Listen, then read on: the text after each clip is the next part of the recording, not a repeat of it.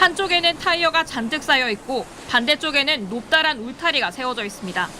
큰 길부터 렌터카 업체까지 이어지는 유일한 도로는 끊겨버렸습니다.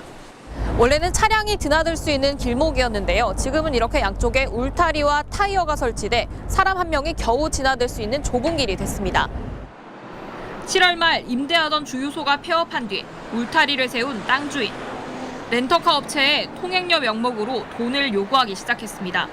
한 달에 300만 원, 부가세 붙여서 330만 원씩 달라는 겁니다.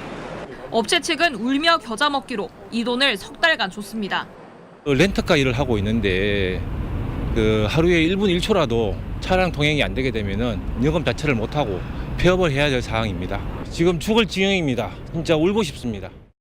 그런데 땅 주인이 갑자기 금액을 터무니없이 올렸습니다. 앞으로는 한 달에 2천만 원, 거기에 부가세 10%를 붙여 2,200만 원씩 입금하라고 했습니다. 못 내겠으면 그나마 내준 길마저 막아버리겠다는 겁니다. 행위를 봐줄 수 있는 시간을 9월부터 12월까지로 간증 해놔하고 당신이 그냥 필요한 장소를 구해가 나가든지 하는 부분은 당신이 알아서 하고 내 땅을 통해가지고 출입을 못한다 이 이야기예요. 하지만 아무리 사유지여도 최소한의 도로도 보장하지 않은 채 울타리를 짓는 건 엄연히 건축법 위반입니다. 사유지지만 그래도 이 건축물을 지을 때 이 도로폭이 너무 좁으니까 그만큼 후퇴해서 지었어야 되는 거였어요. 도로 공제 부분을 본인이 어기고 거기다가 이제 울타리 치신 거죠. 땅 주인은 구청의 시정명령을 받고도 한 달 넘게 울타리를 그대로 방치 중입니다. 사하구는 서로 원만하게 협의하라는 대답뿐. 지난 2020년 해운대구 해리단길에서 발생한 비슷한 사례에서는 땅 주인이 영업방해 혐의로 형사재판에 넘겨지면서 울타리를 자진 철거하는 걸로 사건이 마무리됐습니다. MBC 뉴스 김민아입니다. 20여 세대가 모여 사는 소규모 공동주택입니다. 철제 울타리가 진입로를 막고 있습니다. 울타리가 차지한 공간은 공동주택 주민들이 30년 넘게 진입로로 사용해 왔습니다.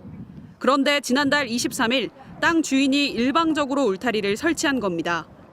차량이 쉽게 드나들던 공간은 사람 한 명이 겨우 지나다닐 정도로 좁아졌습니다. 펜스가 설치되면서 도로폭이 좁아졌는데요. 주민들은 하나뿐인 통행로가 막혔다며 어려움을 호소하고 있습니다. 고령의 주민들은 외출하는 것도 쉽지 않습니다. 연세 많은 노인들이 사시고 약간 치맥기 있는 어른도 있으니까 주간보호에 다니시는 어른들도 계시거든. 지금은 그 차가 못 들어오니까. 방문객들도 불편하긴 마찬가지입니다. 구르막도 온도가 올라온단 말이야 이렇게. 택배 기사도 힘들어 죽겠다. 더 큰 문제는 이번 겨울입니다. 난방을 위한 연료 공급이 어려운 상황이기 때문입니다.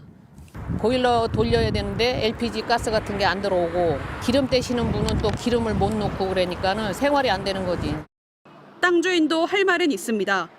지금까지 사유지를 진입로로 사용하게 해준 만큼 앞으로는 적절한 보상이 필요하다는 입장입니다.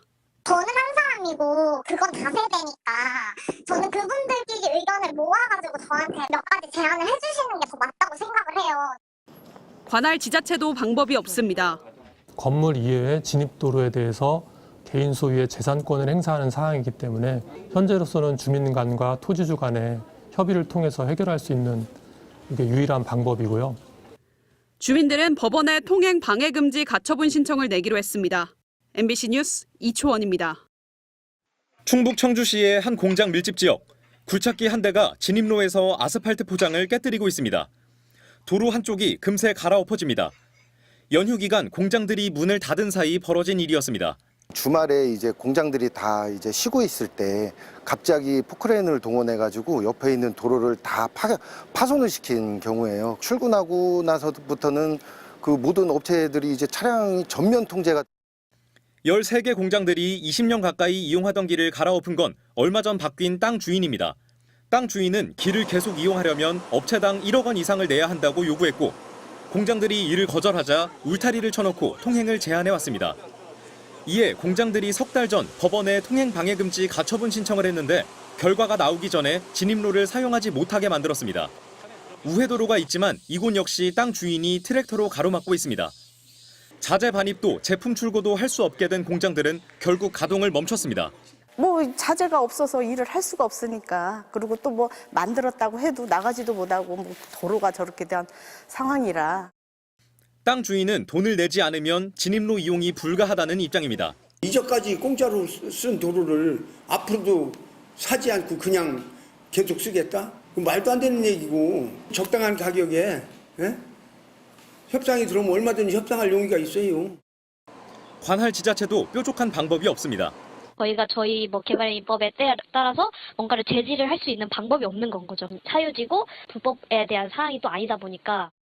경찰은 교통방해죄가 성립된다며 땅 주인을 입건하기로 했고 공장 주인들은 관할 지자체를 상대로 우회도로 개설을 요구하기로 했습니다. MBC 뉴스 김은초입니다.